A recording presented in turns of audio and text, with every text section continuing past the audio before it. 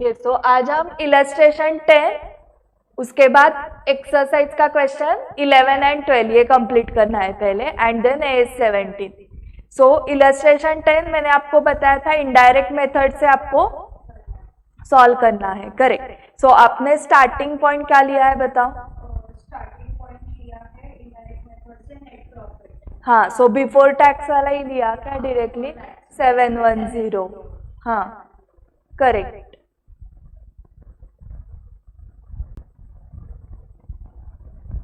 आणि मग balance शीटच्या extract मधून trade payables increase झाले। ओके, एक मिनट। हाँ, ट्रेड पेएबल्स इंक्रीज हो गए, हाँ 20 से ट्रेड पेएबल्स ऑपरेटिंग मध्ये ऐड किया, करेक्ट। तसंच बॅलन्स शीट मधूनच इन्व्हेंटरी कमी झाली आहे, इन्व्हेंटरी रिड्यूस बाय 20, करेक्ट। तर ऑपरेटिंग मधून ते मायनस केलं। ट्रेड रिसिवेबल्स 20 काय केलं? मायनस केलं। 20 नी रिड्यूस नहीं झालं, 20 नी इंक्रीज हुआ है 20 नी इंक्रीज इन्वेंट्री, इसलिए माइनस किया, करेक्ट। ट्रेड रिसीवेबल्स भी इंक्रीज हुआ, झाले म्हणून ऑपरेटिंग मधून माइनस किया 150 ना। हाँ, मग इथून डेप्रिसिएशन ऍड केलं 100 रुपीज पीएनएल मध्ये। ओके। ये अदर इनकम अगर सीक्वेंस में देखा जाए तो अदर इनकम 100 लेस किया होगा, हाँ, okay. And depreciation add back किया 100, डेप्रिसिएशन ऍड बैक केलं। फाइनेंस कॉस्ट 60, फायनान्स कॉस्ट 60 ह्याच्यात होतं ना ते। हाँ हाँ हाँ, ओके। तर मग नंतर अदर करंट मग प्रोविजन टू टॅक्स, हाँ, प्रोविजन टू टॅक्स 195 लेस केलं। Okay, correct. सो यहाँ पर कैसे किया? शॉर्ट टर्म प्रोविजन ओपनिंग 180 है, उसमें ये 200 ऐड किया, फिर 200 फिर से लेस, मतलब 180 ही पे किया है प्लस एडवांस टैक्स का, हाँ टॅक्स का डिफरेंस 15, हाँ करेक्ट। सो तो ये ऑपरेटिंग में से लेस करना है। 195 उसका टोटल है। हाँ 195 लेस किया, करेक्ट। मग करंट लायबिलिटीज मध्ये आउटस्टँडिंग वेजेस आणि आउटस्टँडिंग एक्सपेंसेस इंक्रीज आहे, तर ते ऍड करतो। करेक्ट, टोटल 20 इंक्रीज है वो ऐड बैक किया, ये 100 लेस किया होगा ना अदर इनकम पहले, इन्कमचं 100 लेस केलंय हाँ आणि ऑपरेटिंग मध्ये फायनान्स कॉस्टचा जो इंटरेस्ट आहे तो 60 ऍड केलाय। करेक्ट। एंड इसके सेकेंड इफेक्ट्स भी बताओ। फाइनेंस कॉस्ट इंटरेस्ट कहाँ से माइनस किया? फाइनेंसिंग, लेस केलं, करेक्ट अदर इन्कम इन्व्हेस्टिंग मध्ये ऍड केलंय। करेक्ट। और ये dividend paid, dividend paid financing मधून लेस केलं। Correct. Okay, sorry. The question is compute the cash flow from operating activities using both direct and indirect. So सिर्फ आपको operating करना था। So ये सब करने के बाद क्या आ रहा है आपका? Cash increase, decrease, cash used, net cash used और net cash generated from operating activities. 445 cash generated. हाँ, cash generated is 445। Yes, correct answers दे रहे हो ऑनलाइन स्टूडेंट्स। सो अभी यही क्वेश्चन आपको करना है कौन से मेथड से? डायरेक्ट मेथड से। सो मैं अभी आपको क्वेश्चंस पूछूंगी, आपको उसके आंसर्स देने हैं, करेक्ट। इलस्ट्रेशन 10, हेडिंग है cash flow from operating activities and method is direct method. Yes, तो देखो स्टार्ट कैसे करना है। देखो प्रॉफिट एंड लॉस से स्टार्ट करना है आपको, ओके। अभी रेवेन्यू फ्रॉम ऑपरेशंस मतलब क्या है? वो सेल्स है, हाँ। आपको डेटर्स दिए हैं क्या करंट एसेट्स में? जो ट्रेड रिसीवेबल्स है, सो ओपनिंग डेटर्स 250 है, मतलब 250 रिसीवेबल है आपको, उसमें 4150 ऐड करना पड़ेगा करंट ईयर के सेल्स। सो कैलकुलेटर पे लो, ओपनिंग 250 प्लस 4150 माइनस क्लोजिंग 400. सो आपको कैश जनरेटेड फ्रॉम डेटर्स और कैश रिसीव फ्रॉम डेटर्स मिल गया 4000, करेक्ट. ओके, उसके बाद अदर इनकम तो ऑपरेटिंग में लेना ही नहीं है. एक्सपेंसेस में आपको पेमेंट्स दिखाने हैं. आपने परचेसेस किए हैं 2400 के, तो ये आप किसके साथ एडलेस करोगे? Trade payables. Opening trade payables लो कैलकुलेटर पे 230 प्लस परचेसेस की आपने 2400 माइनस क्लोजिंग 250. सो कितना पेमेंट किया? 2380. हाँ, so payment to suppliers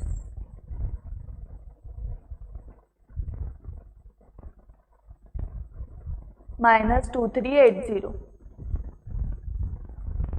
okay, इसके बाद क्या है next item? Changes in inventory.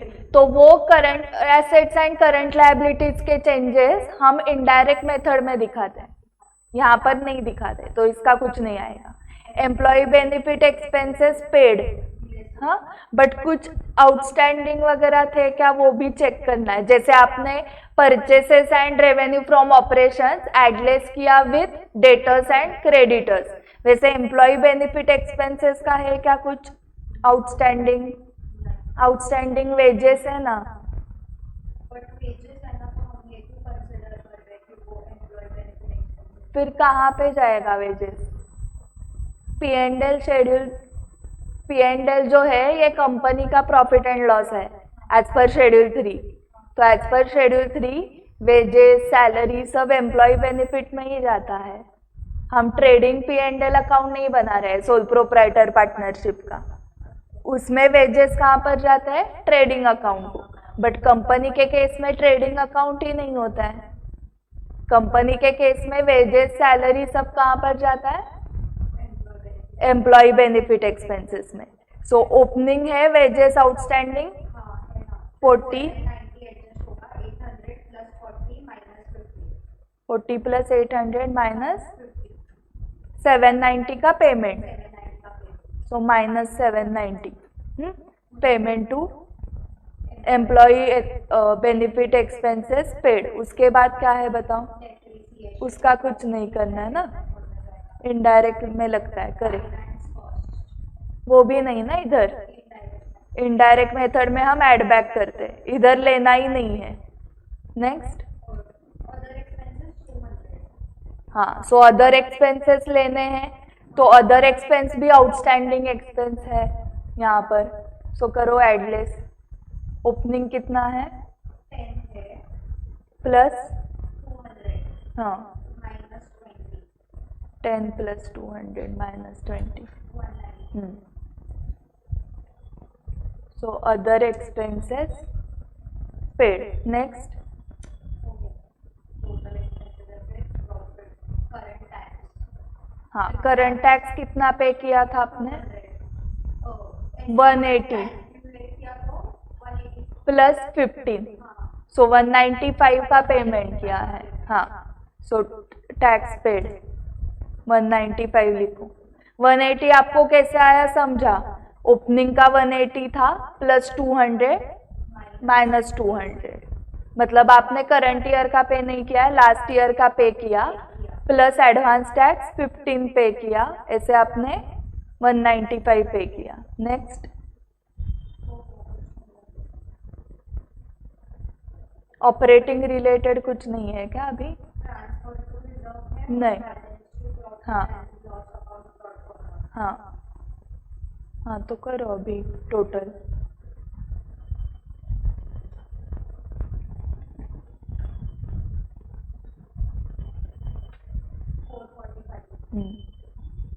तो दोनों मेथड से सेम ही आना चाहिए. हाँ, सो आपको डेटा अगर इनडायरेक्ट मेथड के एंगल से दिया है, ओके, फिर भी आप डायरेक्ट मेथड से भी कर सकते हो. कैसे करना है? रेवेन्यू फ्रॉम ऑपरेशंस एडलेस करोगे विथ डेटर्स, परचेसेस एडलेस करोगे विथ क्रेडिटर्स, हाँ, and then employee benefit expense, other expense, वो आपको देखना है। बाकी सारे एक्सपेंसेस आपको आउटस्टैंडिंग कौन से है क्या चेक करना है, उसके साथ एडलेस करोगे।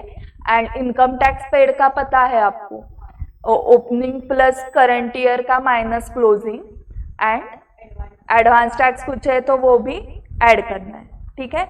इसके बाद अभी कौन सा है एक्सरसाइज का क्वेश्चन 11, इसको इम्पॉर्टेंट मार्क करो पहले, इलस्ट्रेशन 10 को।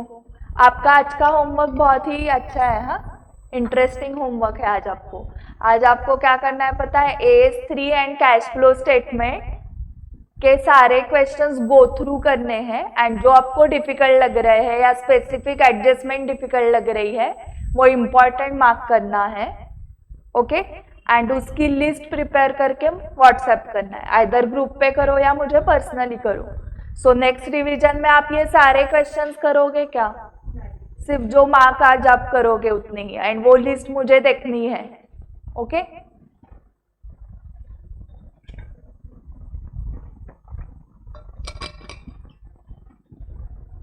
क्वेश्चन 11 का अभी बताना है आपको, एक ही मिनट रुको, मैं क्वेश्चन 11 में पूरा करना है क्या, cash flow statement indirect method, okay. So आप मुझे अमाउंट्स बताते जाओ, मैं रफ में लिखती हूँ। एंड इसके बाद हम जो क्वेश्चन बैंक के करने वाले हैं ना सॉल्व, वो विथ फॉर्मेट करने वाले हैं।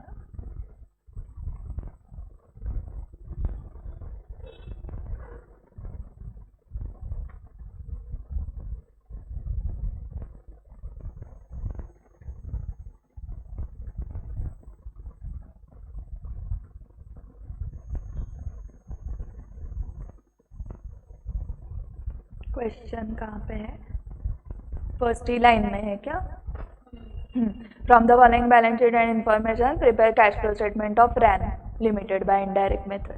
सो शेयर कैपिटल रिजर्व सरप्लस सबको नोट्स ही है क्या, सिर्फ ट्रेड पेएबल्स को नहीं है, शॉर्ट टर्म प्रोविजन को नहीं है,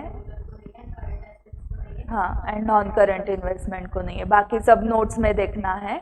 फिर Roman 1, piece of land has been sold out for 1,50,000, हाँ, cost rupees 1,20,000 and the balance land was revalued.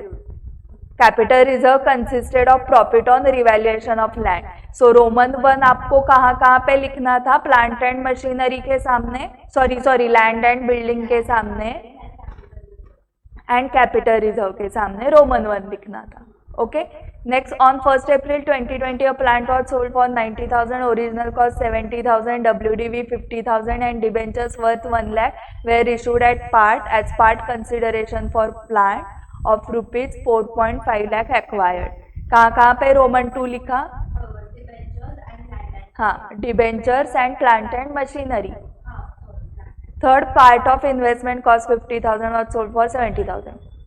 Roman 3 investments के सामने लिखा होगा ना, non current investments directly balance sheet में है। Roman 4, pre acquisition dividend receive 5,000 was adjusted against cost of investment, correct. तो non current investment के ही सामने रोमन 4 लिखो, ये आपको अलग से दिखाना है, ऐसे एडजस्ट करके नहीं चलता है ना, हमने देखा था नेट बेसिस अलाउड नहीं है। फिफ्थ में interim dividend was declared and paid at 15% during the current year, तो ये आपको एड बैक करना है ऑपरेटिंग के इधर एंड लेस इन फाइनेंसिंग, हाँ, कहाँ पर लिखो मत ये रोमन पे, हाँ, वो फाइनल डिविडेंड है और ये इंटरिम डिविडेंड है। जो फाइनल डिविडेंड मतलब पूरे साल का जो है ना, वो सिर्फ आप फाइनेंसिंग से लेस करोगे, क्यों, क्योंकि वो पेड हो चुका है ना, ओपनिंग में 60,000 था, अभी नहीं ले, मतलब वो पेड हो चुका है, तो वो सिर्फ फाइनेंसिंग से लेस करना है, ओके। उसका P&L पे इफेक्ट कुछ नहीं गया था ना, वो पहले से जो लायबिलिटी थी, हाँ। सो एंट्री क्या होती है, डिविडेंड पेएबल टू बैंक, तो यहाँ पर P&L का संबंध नहीं आ रहा, P&L का संबंध कहाँ पर आएगा, हाँ, 5। सो वो इंटरिम डिविडेंड 15% एड बैक करना है एंड फाइनेंसिंग से, correct.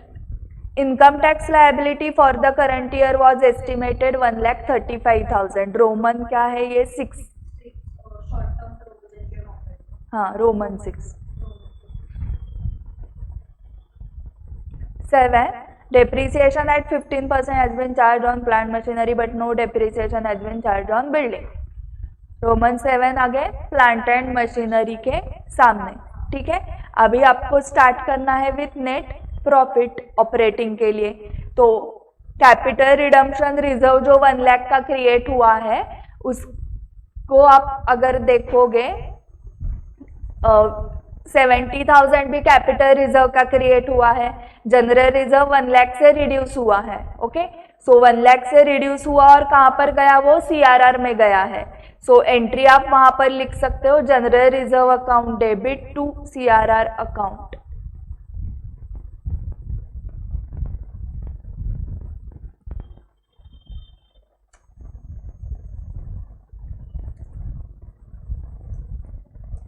General reserve account debit to CRR account. Amount is 1 lakh.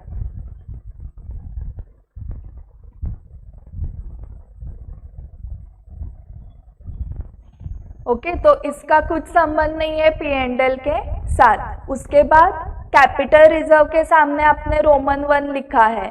So piece of land has been sold out for 1,50,000 जिसकी कॉस्ट थी 1,20,000 and the balance land was revalued.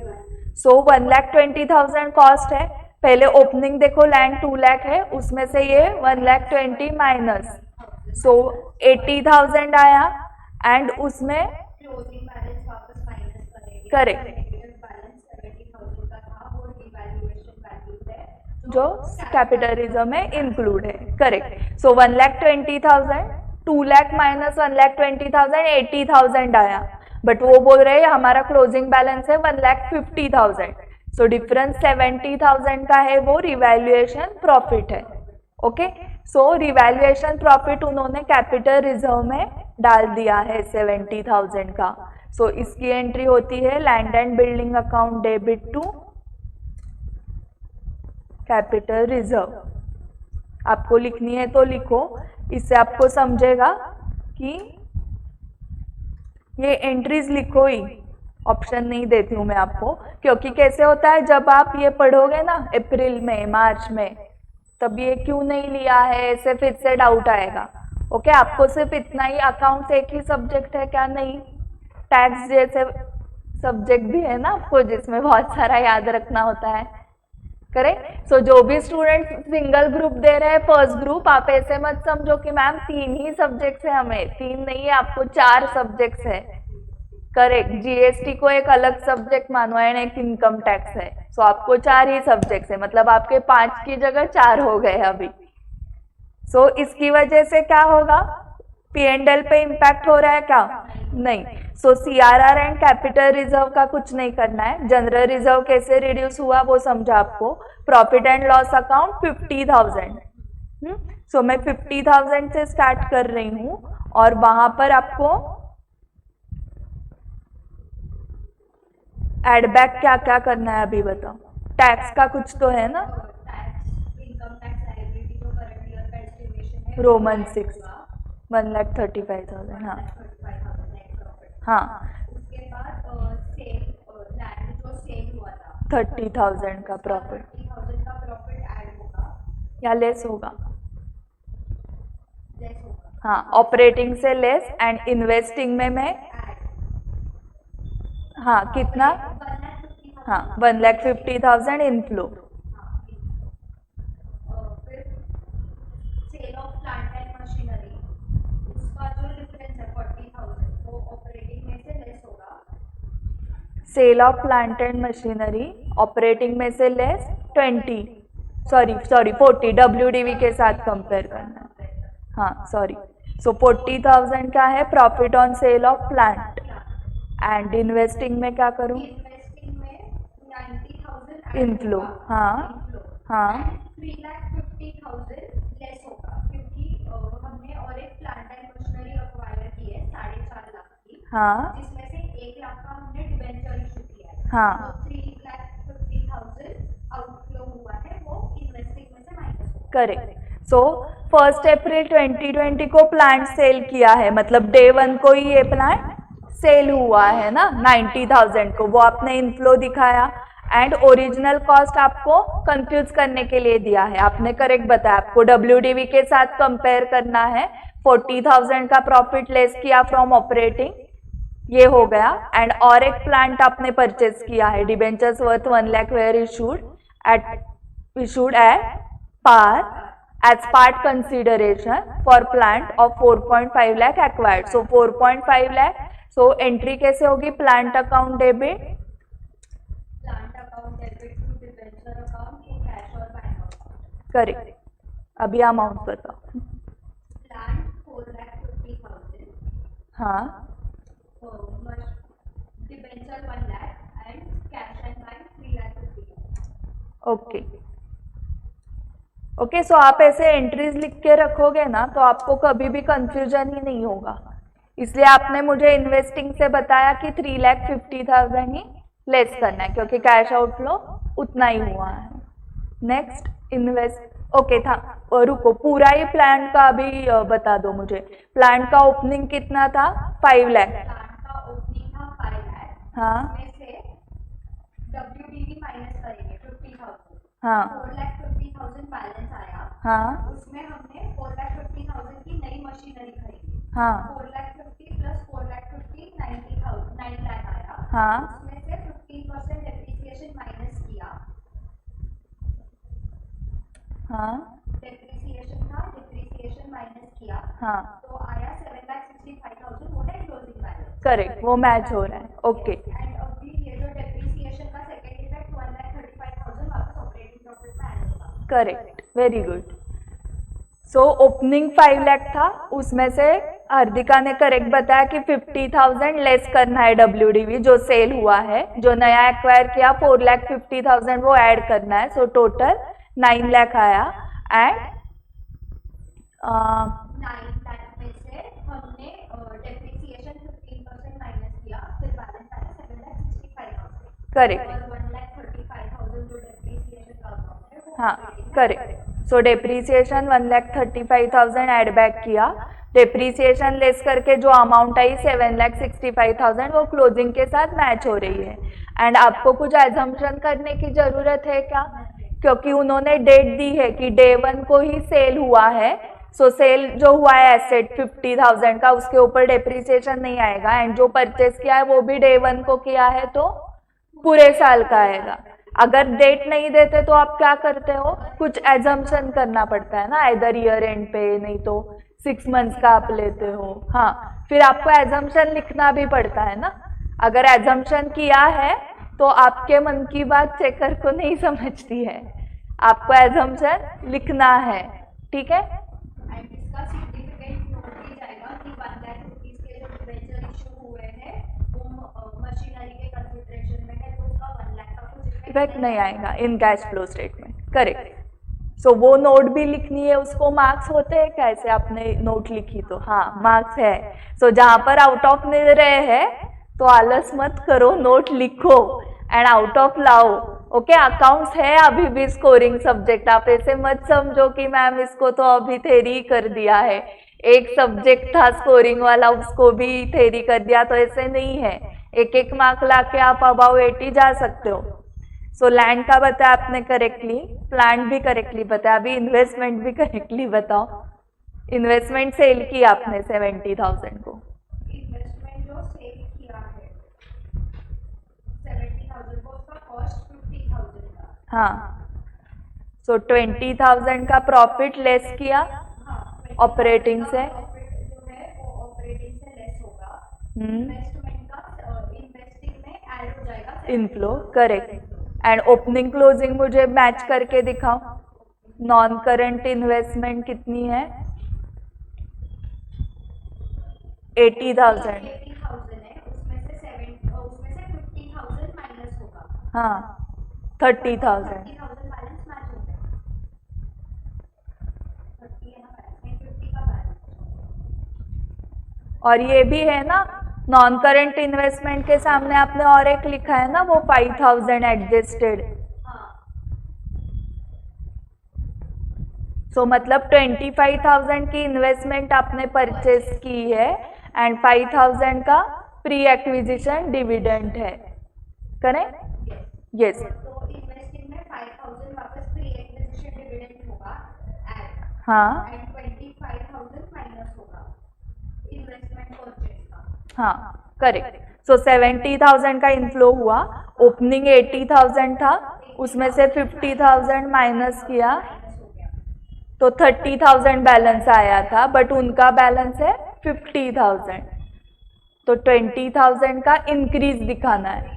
तो actual increase 25,000 का purchase है क्योंकि 5,000 dividend received है जो उन्होंने adjust किया था। ओके ये हो गया। इंटरिम डिविडेंड पेड 15%, कितना है शेयर कैपिटल? शेयर कैपिटल है 6 लाख। सो इंक्रीज 1 लाख से हुआ है, तो वो कब शेयर्स आपने इशू किए थे? वो शेयर हम ऐसे अज्यूम करते हैं ना कि first starting of the year पे किए होंगे, क्योंकि यहाँ पे कुछ लिखा नहीं है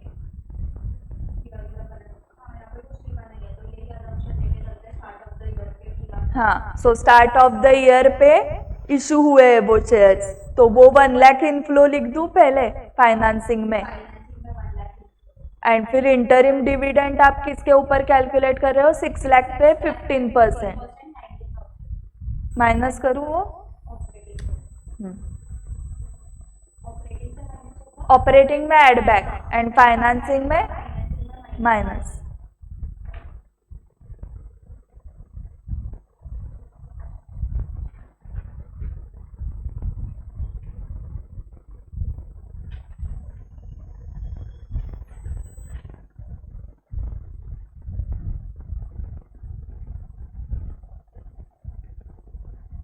ऑपरेटिंग में एड बैक होगा ये इंटरिम डिविडेंड, और फाइनेंसिंग में फाइनेंसिंग में माइनस। हमारा एजम्पशन है shares issued at on first day at par. ये कौन सा किया अभी?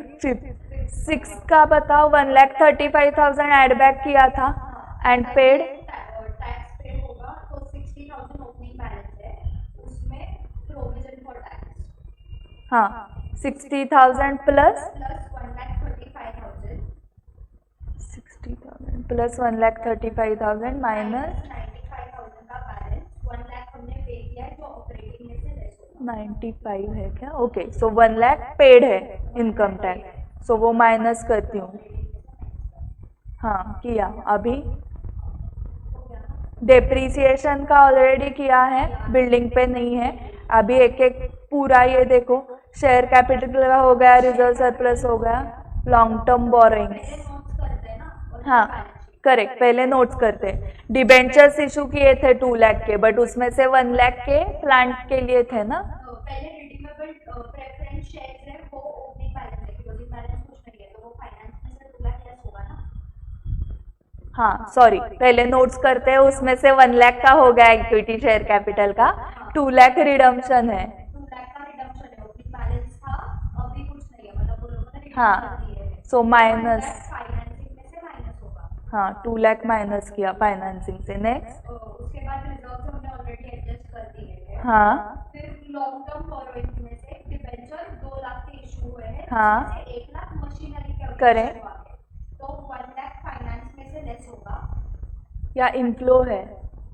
इनफ्लो सॉरी ऐड होगा। हाँ सो 2 लाख जो डिबेंचर्स इशू हुए उसमें से 1 lakh for plant and 1 lakh issue करके कैश आ गई, करेक्ट? एंड 18,000 का इंटरेस्ट आएगा 2 लाख पे 9%। करेक्ट। 18,000 का इंटरेस्ट फाइनेंसिंग में से लेस होगा डिबेंचर इंटरेस्ट पे, और कहाँ पर एड बैक होगा? इसमें ऑपरेटिंग में। हाँ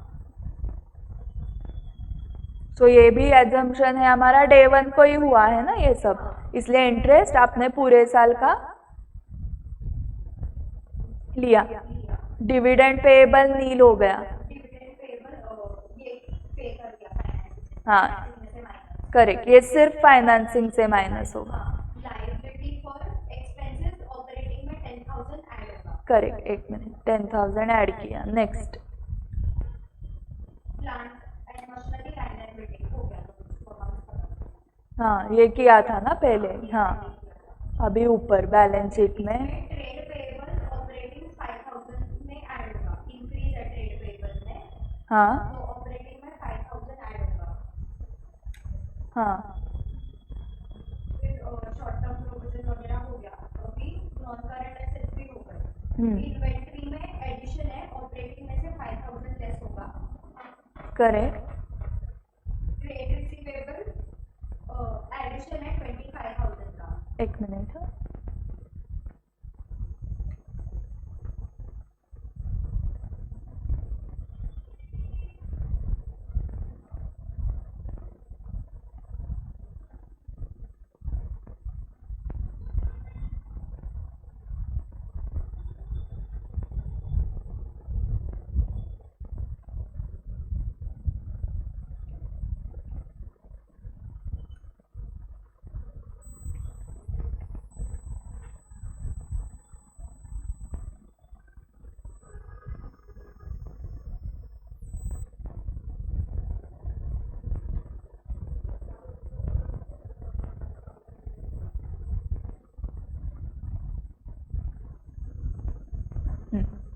अभी मैंने जगह की है ऑपरेटिंग के लिए। ऑपरेटिंग में इन्वेंट्री का 5000 एडिशन है तो हाँ माइनस होगा। हाँ तो करेक्ट, इंक्रीज है इसलिए माइनस किया। ट्रेड रिसीवेबल्स का 25000 इंक्रीज माइनस किया। हाँ opening cash and cash equivalent का बैलेंस लिखना है। ओपनिंग 90000 है, क्लोजिंग 50000। ओपनिंग 90 है, ओके, एंड क्लोजिंग 50 है। हाँ एंड अदर करंट असेट्स में जो इंक्रीज है वापस 35000 का, वो ऑपरेटिंग में से लेस होगा। ओके, सो अभी डन। सो ऑपरेटिंग का बताओ टोटल।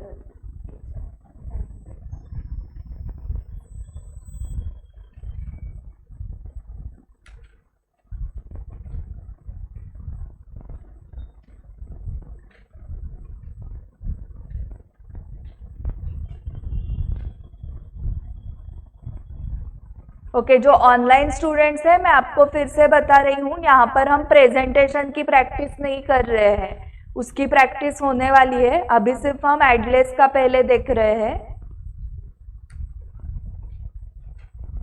ऑपरेटिंग पॉजिटिव आ रहा है 1,88,000, correct.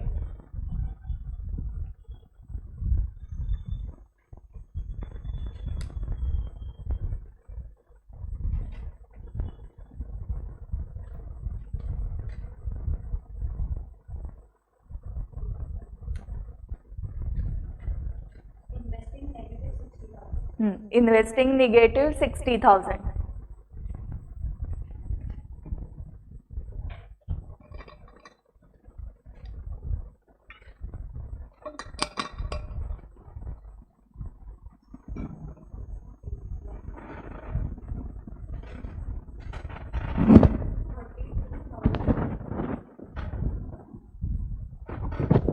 Financing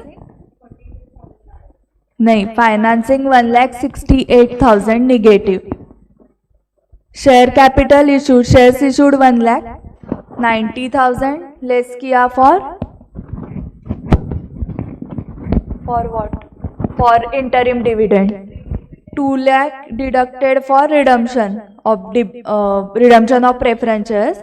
1 lakh inflow for issue of debentures. 18,000 minus for interest, debenture interest. 60,000 dividend payable. हाँ, तो कितना आ रहा है टोटल? 1,68,000 माइनस। सो अभी नेट इंक्रीज और डिक्रीज बताओ। नेट डिक्रीज ही है। हाँ,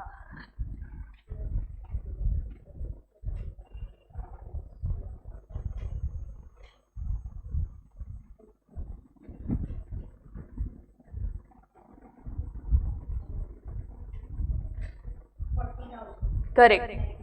नेट डिक्रीज 40,000, ओपनिंग 90,000 था तो closing 50,000, correct. Now last question of cash flow statement. I hope अभी आपको कॉन्फिडेंस आया होगा। हाँ, आपको हाँ ही बोलना है।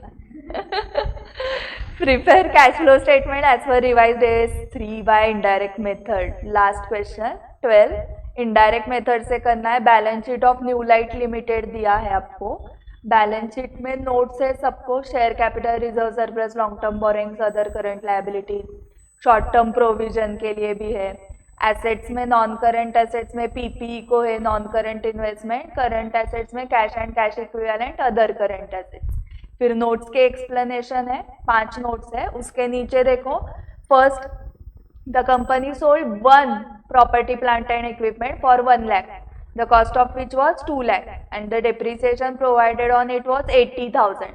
So उसकी WDV है 1,20,000 एंड वो सेल किया 1 lakh को, तो 20,000 का लॉस हुआ है, वो एड बैक करना है। Okay, so property plant equipment के सामने लिखा क्या, रोमन 1,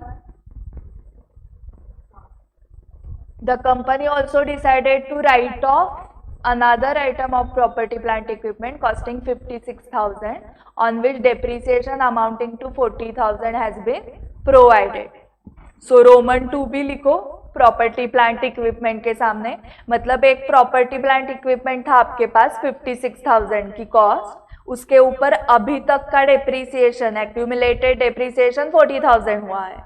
सो उसकी वैल्यू बची थी 16,000, बट वो भी वैल्यू नहीं है। हाँ, तो वो भी राइट ऑफ किया है।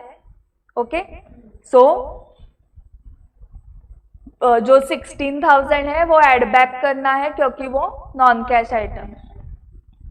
रोमन 3 भी पीपीई के लिए है। हाँ, डेप्रीसिएशन ऑन पीपीई प्रोवाइडेड 3,60,000, तो ये भी एड बैक करना है।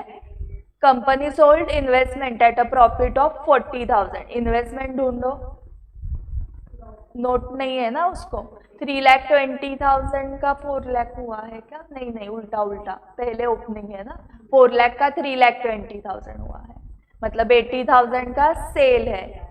रोमन 4 लिखा ना, 40 मतलब माइनस होगा, हाँ, इनफ्लो जो है 1,20,000 का वो इन्वेस्टिंग में, करेक्ट, 1,20,000 इन्वेस्टिंग में, करेक्ट। सो रोमन 4 लिखा इन्वेस्टमेंट के सामने। 5 debentures and preference share capital redeemed at 5% premium, debentures were redeem at year end, इसका मतलब वो बोल रहे हैं डिबेंचर्स पे इंटरेस्ट देना है पूरे साल का। So debentures and preference share capital के इधर लिख दो 5। सो प्रेफरेंस शेयर कैपिटल कितने का रिडीम हुआ है, 1,20,000, उसके ऊपर प्रीमियम कितना था ऑन रिडम्पशन 5, मतलब 60,000। सो 1,80,000 का रिडम्पशन कहाँ पर दिखाओगे, फाइनेंसिंग से, हाँ सॉरी 6,000। सो 1,20,000 प्लस 6,000, 1,26,000 फाइनेंसिंग से लेस होगा एंड 6,000 प्रीमियम एड बैक करना है क्योंकि वो P&L को डेबिट हुआ रहेगा।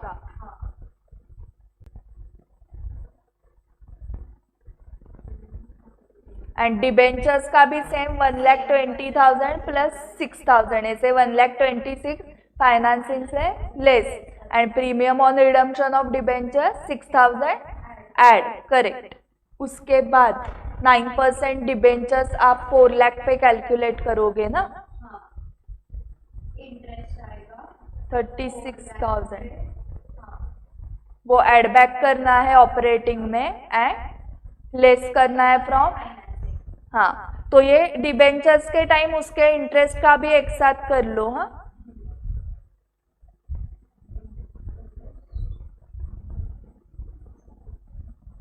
6 company decided to value inventory at cost, whereas previously the price was to value inventory at cost less 10%.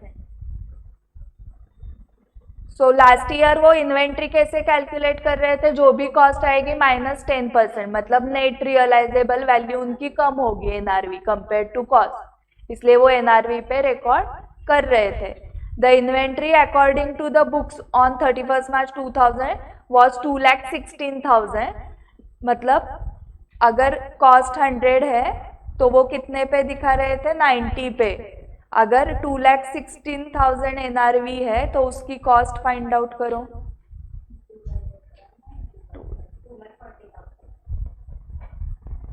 हाँ, डिवाइडेड बाय 100 ना, sorry divided by 90 into 100 upon 90। 2,40,000 है वैल्यू उसकी।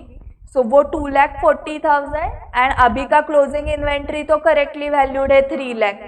तो डिफरेंस कितना है, 60,000 का क्या है, इंक्रीज है, तो वो लेस करना है, चेंजेस इन इन्वेंट्री। ओके, सो मुझे ये डिफरेंस बताओ, 2,40,000 माइनस 2,16,000, ऑब्वियसली 24,000 का डिफरेंस है।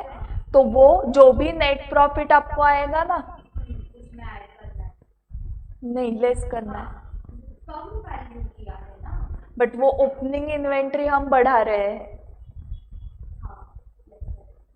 ओके, वो चेंजेस 60,000 का वो तो लेस ही होगा, वो चेंजेस इन इन्वेंट्री है, वो अलग है, वो आप करंट एसेट्स का मैंने बताया था, आप उसको रिप्रेजेंट करोगे by debtors. So as good as inventory increase हुई मतलब डेटर्स इंक्रीज हुए, ऐसे एज्यूम करके इफेक्ट देना है उसका, जो 60,000 है।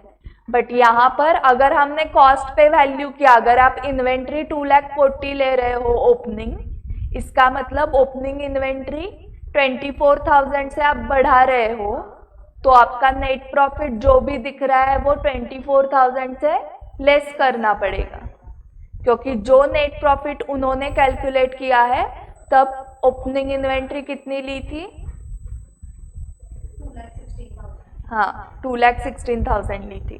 सो पी एंड एल, में से माइनस होगा। हाँ करेक्ट। सो देखो 6 लाख का 7,60,000 हुआ है ना जनरल रिजर्व, मतलब 1,60,000 से वो बढ़ गया एंड ये 1 लाख से बढ़ गया, मतलब 2,60,000 से प्रॉफिट बढ़ा है, बट उसमें से 24,000 आपको लेस करना पड़े। इसको इम्पॉर्टेंट मार्क करो, इस एडजस्टमेंट को। हाँ, पूरा क्वेश्चन ही इम्पॉर्टेंट मार्क करो। उसके बाद बैलेंस शीट हम प्रेफरेंस शेयर पे इंटरेस्ट नहीं देंगे, देंगे ना, उसका भी इस हाँ वो भी फिर वैसे ही करो, उसी टाइम कर दो। 4 लाख पे 10% दैट इज 40,000, तो क्या करना है, add in operating deduct from financing, correct.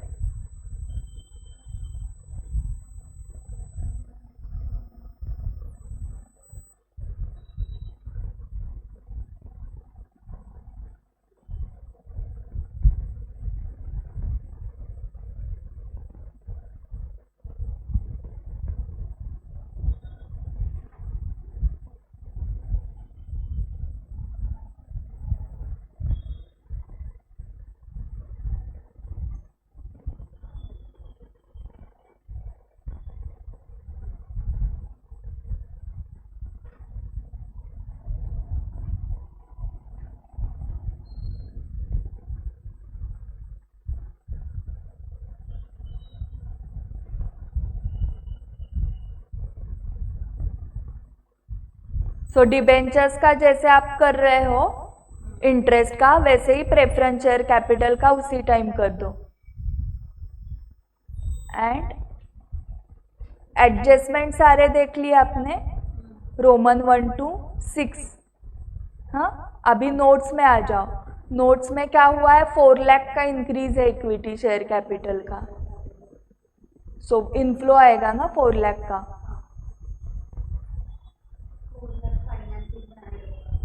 Correct, financing में ऐड होगा। Redemption of preference shares already हुआ है, जनरल रिजर्व का अभी हमने डिस्कस किया, डिबेंचर्स का डिस्कस हो गया, डिविडेंड पेएबल माइनस होगा फाइनेंसिंग, हाँ, सो सिर्फ फाइनेंसिंग से माइनस करना, में ऐड होगा 40,000। करेक्ट, 40,000 ऐड बैक करना है। नेक्स्ट, प्रॉपर्टी प्लांट इक्विपमेंट, सो 32 लाख ओपनिंग कॉस्ट है। नीचे जो सेल किया है फर्स्ट रोमन 2 लाख का सेल है, कॉस्ट देखो, कॉस्ट टू कॉस्ट मैच करो, मतलब 30 लाख हो गया। 30 हो गया, उसके बाद वापस 56,000 माइनस करो, 29 लाख हाँ, तो वो कंपेयर करो विथ 38 लाख उतना परचेस किया है। 8,56,000 का परचेस। एक मिनट चेक करती हूँ। 30 लाख आया था ना पहले एंड देन माइनस 56,000। हाँ, 38 लाख के साथ कंपेयर किया ना।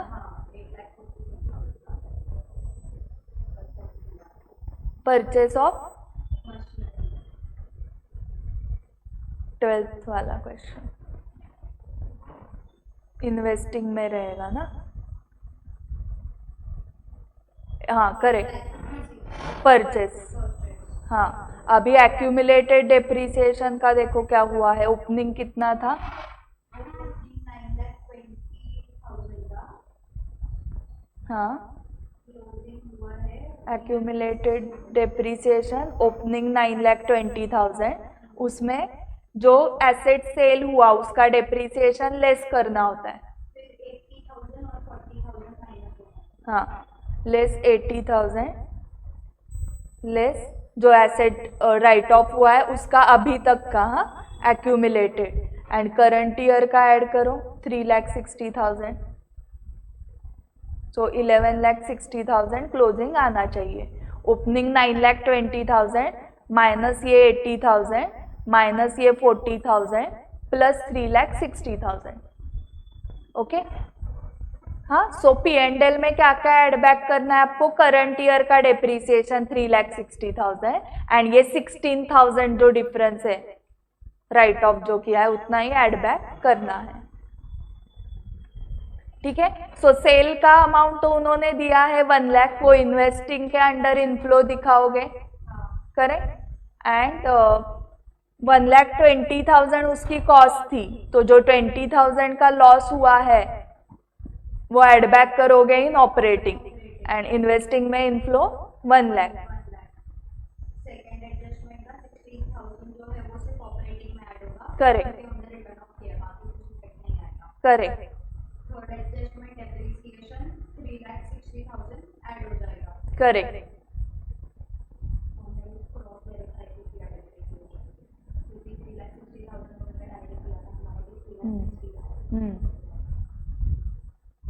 उसके बाद company sold investment at a profit of 40,000। So 40,000 less करना है। ऑपरेटिंग में लेस होगा एंड क्या है sale value? Investment 80 plus 20,000 inflow. Add होगा। हाँ, करेक्ट। फिर डिबेंचर्स का इंटरेस्ट ऑपरेटिंग में ऐड होगा। हाँ। प्रेफरेंस शेयर का भी और डिबेंचर्स का भी एंड प्रीमियम भी ऑपरेटिंग में ऐड होगा। करेक्ट। 6,000 हाँ, हाँ, होगा। फिर क्या होगा? ये 24,000 लेस होगा कंपनी का वो इन्वेंट्री का। एक ही मिनट रुको। हाँ, प्रीमियम ये किया ना आपने, प्रीमियम ऐड बैक किए, interest on debenture add back किया, बट उन्होंने डिविडेंड नहीं किया है ऐड बैक। कितना आया था वो प्रेफरेंस का?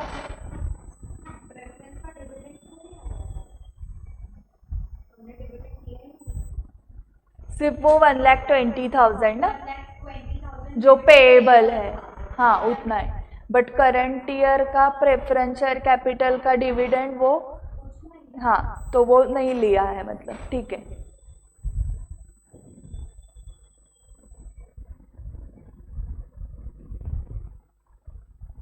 सो प्रेफरेंस शेयर कैपिटल का डिविडेंड नहीं लेना है अगर क्वेश्चन में दिया नहीं है तो। एंड ये आपको समझ में आ गया इन्वेंट्री का। वो 24,000 आपको लेके ऐड करके 2,40,000 कंपेयर करना है विथ 3,60,000 का इंक्रीज है तो लेस होगा एंड 24,000 भी लेस करना है नेट प्रॉफिट जो आपका आ रहा है उससे। एंड बैलेंस शीट देखो एक बार। सो ये 16 लाख शेयर कैपिटल का क्या क्या हुआ है वो आपने किया। हाँ, जिसको नोट्स नहीं है वो देखो डायरेक्टली, मतलब शॉर्ट टर्म प्रोविजन क्या किया? 3,60,000 का इंक्रीज, 20,000 का डिक्रीज है तो हमने पेमेंट दिया होगा, उतना ही है क्या? टैक्स पे करना है, 20,000 टैक्स पेड, हाँ उतना ही है। ऑपरेटिंग में से 20,000 माइनस होगा। हाँ, सो करंट ईयर में कुछ प्रोविजन नहीं थी, सिर्फ जो करंट पहले की प्रोविजन में से 20,000 पे कर दिया, ये नॉन करंट इन्वेस्टमेंट वो हो गया। ये ओपनिंग क्लोजिंग लिखना है। कुछ डिफरेंस ही नहीं है, तो मिल जाने वाला है। And other current assets 40,000 increase है वो, ऑपरेटिंग में से रेस्ट होगा। हाँ करेक्ट। सो आपको ये यहाँ पर सॉल्व करना है या होमवर्क? सो होमवर्क में क्या क्या आ रहा है वही ना? क्वेश्चन 10, 11, 12। हाँ, बट 10 इलस्ट्रेशन डायरेक्ट मेथड से एंड 11, 12 एक्सरसाइज। ओके ओके, एक 2 मिनट ब्रेक लेते हैं and then we will start with AS17। AS17 module 1 में है ना? यस, सो अभी AS17 स्टार्ट करना है। नाम क्या है? Segment reporting. Okay, so again ये रिपोर्टिंग वाला स्टैंडर्ड है। जो पहले का था AS3 कैश फ्लो स्टेटमेंट, वो आपको स्टेटमेंट प्रिपेयर करना था, मतलब it's a part of financial statement. अभी ये रिपोर्टिंग करना है, मतलब ये कहाँ पर आएगा? नोट्स टू अकाउंट्स में। सो आपको क्या क्या सीखना है देखो, definition and identification of reportable segment. So segment मतलब क्या? Any part of the business, जो भी आपके फाइनेंशियल स्टेटमेंट्स होते हैं उसमें जो इंफॉर्मेशन होती है वो पूरे बिजनेस की होती है। अभी जो आपको इंफॉर्मेशन दिखानी है वो कैसे दिखानी है? Segment wise. ओके, सो वो सेगमेंट जो है उसकी डेफिनेशन हमें सीखनी है एंड सारे सेगमेंट्स की नहीं दिखानी है आपको इंफॉर्मेशन। सारे सेगमेंट्स का रिपोर्टिंग करना है क्या? नहीं, कुछ रिपोर्टेबल सेगमेंट्स आपको आइडेंटिफाई करना है एंड उस रिपोर्टेबल सेगमेंट्स की ही इंफॉर्मेशन देनी है। ओके, क्या इंफॉर्मेशन देनी है कि उस सेगमेंट के एसेट्स कितने हैं, लायबिलिटीज कितने हैं, इनकम कितना है, एक्सपेंडिचर कितना है, प्रॉफिट या लॉस क्या है। यही पूरे बिजनेस का दिखाते हैं ना हम, वो सेगमेंट वाइज दिखाना है इंफॉर्मेशन। ठीक है, सो ये सेगमेंट, रिपोर्टेबल सेगमेंट आप आइडेंटिफाई कैसे करते हो पता है आपको? वो कुछ लिमिट्स दिए होते हैं, 10% और मोर है, उस सेगमेंट के एसेट्स 10% और मोर है कंपेयर टू टोटल एसेट्स, 10% और मोर उसके रेवेन्यूज है, या जो सेल्स है 10% और मोर ऑफ टोटल सेल्स है, इनमें से कौन सा भी क्राइटेरिया फुलफिल हो गया तो वो रिपोर्टेबल सेगमेंट बन जाता है। वो हम देखने वाले हैं criteria.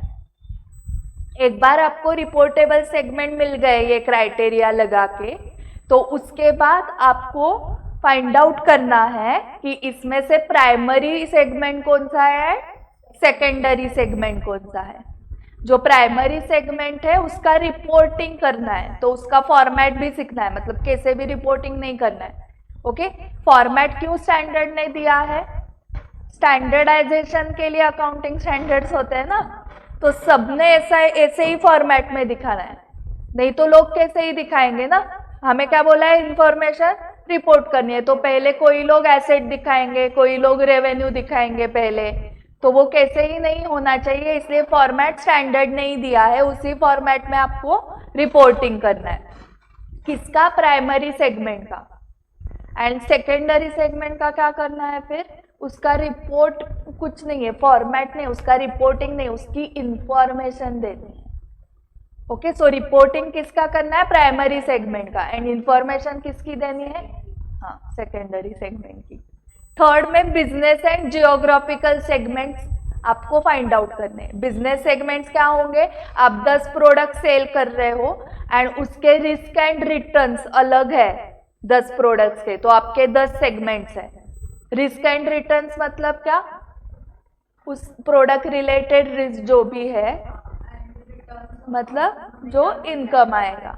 Correct. For example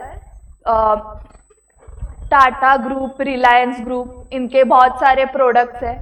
correct. सो टाटा का एग्जाम्पल लिया तो टाटा मोटर्स एंड TCS मतलब कंसल्टेंसी सर्विसेज ना। सो इन दोनों का कुछ संबंध है क्या? रिस्क एंड रिटर्न्स अलग है ना इसके। करेक्ट। तो ये दो अलग सेगमेंट्स हो गए बिजनेस सेगमेंट्स। ओके, वैसे ही रिलायंस का आप एग्जांपल ले सकते हो। तो हर प्रोडक्ट का, कुछ प्रोडक्ट सिमिलर हो सकते हैं कि जिस केस में रिस्क एंड रिटर्न सिमिलर ही है। फॉर एग्जांपल हमने ऐसे टाटा मोटर्स में पेट्रोल पे चलने वाले मोटर्स भी है उनके पास, करेक्ट, कार्स, एंड अभी ईवीज भी आ गए हैं टाटा के, बट दोनों के रिस्क एंड रिटर्न थोड़े बहुत सिमिलर है। ओके, थोड़ा सा चेंज है कि प्राइस, पेट्रोल की प्राइस, ईवी कार्स के प्राइजेस, कुछ गवर्नमेंट ग्रांट मिला, ये सब चीजें की वजह से क्या होगा, इफेक्ट होगा, अलग अलग होगा। सो पेट्रोल के प्राइजेस बढ़ गए तो पेट्रोल पे चलने वाले कार के सेल कम हो जाएंगे, ईवी के बढ़ जाएंगे ना। ओके, सो अपोजिट इम्पैक्ट हो रहा है, बट वो एक ही इंडिकेशन की वजह से, मतलब एक ही फैक्टर की वजह से हो रहा है ना। सो वहां पर रिस्क रिटर्न सिमिलर अगर है तो वो एक ही बिजनेस सेगमेंट में आएगा। Okay, so generally eight intermediate level आपको बहुत कुछ वो डिफिकल्ट नहीं देंगे, आपको इजीली आइडेंटिफाई करने को आ जाएगा कि रिस्क रिटर्न डिफर हो रहे हैं या सिमिलर है। ओके, कॉम्प्लिकेटेड कहाँ पर होगा, जब आप आर्टिकलशिप करोगे या मेन सीए होने के बाद क्लाइंट के साथ हैंडल करोगे, तब क्लाइंट को बहुत सारे क्वेश्चन पूछ के आपको उसके बिजनेस का नेचर समझना पड़ेगा, एंड देन आपको दिमाग लगाना पड़ेगा कि रिस्क एंड रिटर्न सिमिलर है या डिफर है। सिमिलर है तो एक ही बिजनेस सेगमेंट में वो प्रोडक्ट्स लेने हैं आपको, अगर डिफर है तो अलग अलग बिजनेस सेगमेंट करने हैं। ठीक है, इंटर लेवल के लिए वो बहुत डिफिकल्ट नहीं देंगे, आपको क्लियर कट समझेगा कि इसके रिस्क एंड रिटर्न अलग है। कुछ कुछ क्वेश्चंस में तो उन्होंने ही दिया है कि प्रोडक्ट है, प्रोडक्ट भी है और इसके रिस्क एंड रिटर्न डिफर है। सो आपको समझ में आ गया कि दो बिजनेस सेगमेंट है। ओके, एंड जियोग्राफिकल सेगमेंट क्या होगा, बहुत सारे ब्रांचेस है। हाँ, सो वो करेक्ट। सो एक इंडिया, यूएसए, ऐसे अलग अलग कंट्रीज, अलग अलग जियोग्राफिकल सेगमेंट हो सकते हैं। आप आउट ऑफ इंडिया नहीं हो, बट इंडिया में बहुत सारे स्टेट्स में, महाराष्ट्र, गुजरात, कर्नाटक, एमपी, अलग अलग स्टेट्स में क्या है, आपका बिजनेस है, तो एक स्टेट एक सेगमेंट हो सकता है। ओके, आपका इंडिया में भी नहीं है, सिर्फ महाराष्ट्र में है। सो पुणे, मुंबई, नासिक, संभाजीनगर, सिटीज हो सकते हैं। ठीक है, सो सिटीज भी हो सकते हैं, एंड उसमें भी उन्होंने दिया है कि अगर रिस्क एंड रिटर्न सिमिलर है, फॉर एग्जाम्पल इंडिया एंड और एक नेशन है XYZ, उन दोनों का रिस्क रिटर्न सेम है, तो उन दोनों कंट्री का मिला के एक जियोग्राफिकल सेगमेंट आप दिखा सकते हो। ओके, स्टेट्स में भी फॉर एग्जाम्पल 2-3 स्टेट्स का एक जियोग्राफिकल सेगमेंट बन सकता है। मतलब कितना एनालिसिस करना पड़ता है देखो। सो फॉर एग्जाम्पल जहां पर पॉलिटिकल पार्टी सेम है 2-3 स्टेट्स में, तो रिस्क रिटर्न सिमिलर ही होंगे, तो उन 2-3 स्टेट्स का एक ही जियोग्राफिकल सेगमेंट बनेगा। ये बाइफरकेट करना है आपको। सो जो भी रिपोर्टिंग है वो एज पर बिजनेस सेगमेंट्स भी हो सकता है या जियोग्राफिकल सेगमेंट्स भी हो सकता है।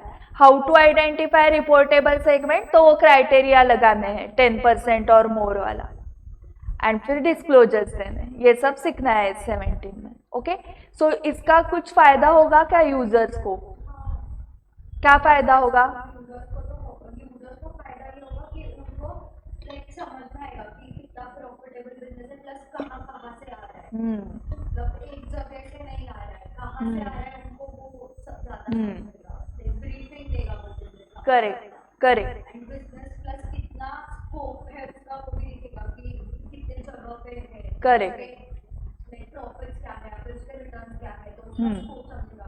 सो जो जियोग्राफिकल सेगमेंट ज्यादा प्रॉफिट कमा रहा है, आप वहां पर और सेल करोगे ना, एंड जो कम कर रहा है उधर और मार्केटिंग ट्राई करोगे, फिर भी नहीं हो रहा है तो उसका फोकस, हाँ करेक्ट। एंड सेम प्रोडक्ट्स का भी वो बिजनेस सेगमेंट से समझेगा कि कौन से प्रोडक्ट प्रॉफिटेबल है, तो और वो सेल ज्यादा करो, उसका प्रोडक्शन ज्यादा बढ़ाओ। सो बिजनेस डिसीजंस लेने के लिए ये इम्पोर्टेंट है AS17।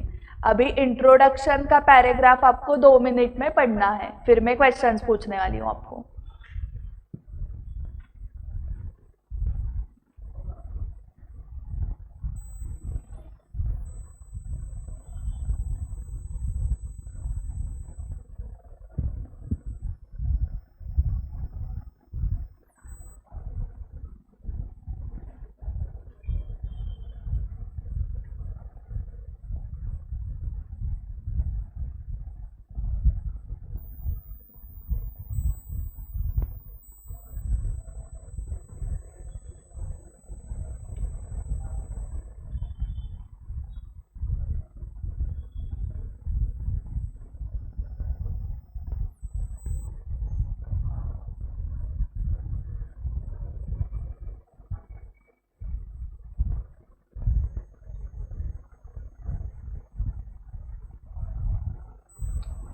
ओके, सो मेरा फर्स्ट क्वेश्चन है कि किसको किसको कंपलसरी है कॉर्पोरेट, कॉर्पोरेट मतलब कंपनी।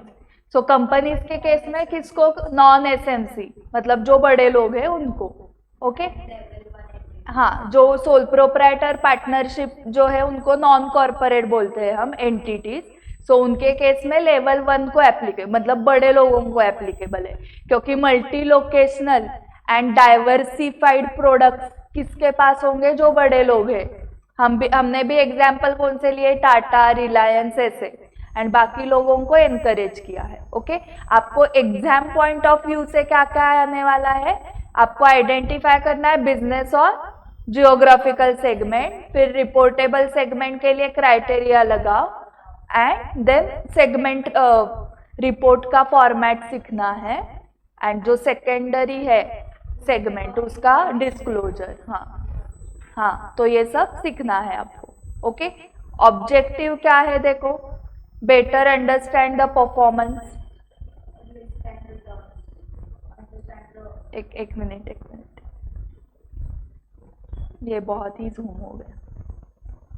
हाँ, better understand the performance of enterprise, better assess the risk and return of the enterprise, make more informed judgement about the enterprise as a whole. वो already हमने discuss किया था। Okay perform कैसे कर रहा है एंटरप्राइज, कौन से सेगमेंट में कैसे परफॉर्मेंस है, रिस्क रिटर्न्स किधर क्या है, उसका एनालिसिस करना ही पड़ेगा, एंड मोर इन्फॉर्म्ड जजमेंट्स हम ले सकते हैं। स्कोप पढ़ो,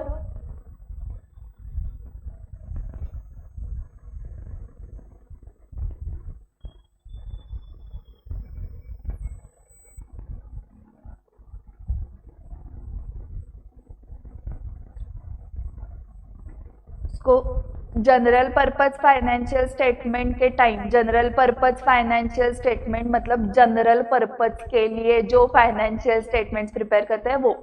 ओके मतलब जो आप ईयर एंड के करते हो फुल ईयर के वो। फॉर एग्जाम्पल 4 मंथ्स का फाइनेंशियल स्टेटमेंट्स आपको प्रिपेयर करने के लिए बोला है किसी फाइनेंशियल इंस्टीट्यूशन या बैंक ने फॉर लोन पर्पज। तो this is not general purpose, this is that specific purpose. Okay so आपको स्पेसिफिक पर्पज फाइनेंशियल स्टेटमेंट्स भी होते हैं, आपको नाम से समझा होगा, उस पर्पज के लिए वो बनाए जाते हैं। तो उस टाइम AS 17 नहीं करना होता है।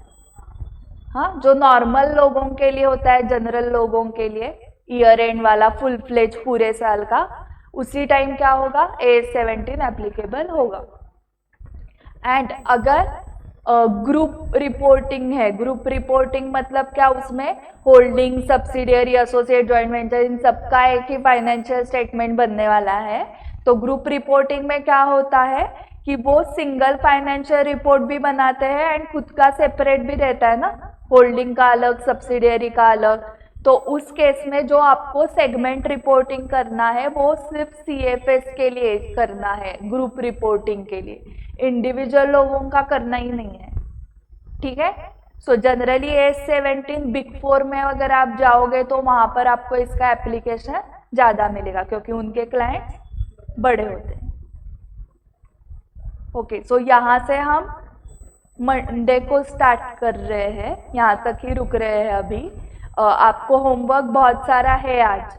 हाँ, एंड मैं आपको पीडीएफ सेंड कर रही हूँ एडिशनल क्वेश्चन बैंक की, एंड उसके होमवर्क के क्वेश्चन ग्रुप पे डाल रही हूँ, ठीक है।